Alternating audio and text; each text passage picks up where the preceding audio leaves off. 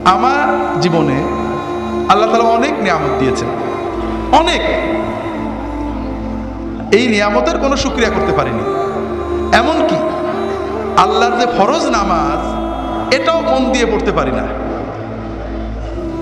4 রাকাত নামাজ পড়তে কম্পিউটার স্পিডে পড়ি, 4 মিনিটও লাগে না। এর ভিতরেও 4000 কথা মনে হয়।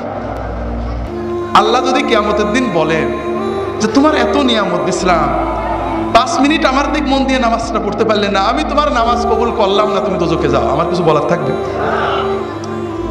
এমন কোন আমল কি আমাদের আছে যে বলতে পারবো আল্লাহ তুমি এটা নিতেই হবে? আমার দাড়ি, আমার টুপি, আমার নামাজ, আমার রোজা, আমার হজ, আমার যাকাত, আমরা কি কনফার্ম যে এটা আল্লাহ কবুল করবে? আমার না হলে আপনারা তো কনফার্ম নাকি? যখন 5 জনে এক জায়গা হবে, নিজেদের কথা চিন্তা করবেন, পরের মতো আলোচনা না। ভাই কি অবস্থা?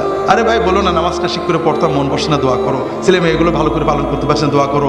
নিজেদের ইমান আমল নিয়ে চিন্তা করবেন, পরের না। ভাইরা, আমরা পরের আলোচনা কেন করি? কারণ কবরে গেলে সর্বপ্রথম মুনকার নাকির আমাদের প্রশ্ন করবে যে তোর প্রতিবেশী জামাত ইসলামের দাড়ি ছোট ছিল কা, তোর পড়শি তবলিগের লোকজন কেন বাইরে গেছিল, তোর প্রতিবেশী অমুক পিসেব কেন খারাপ ছিল, ঠিক না? এই প্রশ্ন করবে।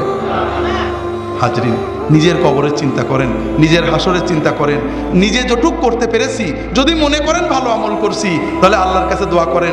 যদি দেখেন গুনাহ হয়ে গেছে, আল্লাহর কাছে দোয়া করেন, আল্লাহ আমার সামান্য আমল কবুল করো, গুনাহগুলো মাফ করো। আর তোমার নবীর উম্মত যত আছে, অমুক ভাই তমুক ভাই তমুক ভাই ভুলের ভিতরে আছে, আল্লাহ তাদেরকে হেদায়েত করে ভালো পথ দাও, তাদেরকেও মাফ করো। এইভাবে দোয়া করলে আমাদের লস আছে ভাই? লাভ আছে, অনেক লাভ আছে ভাই।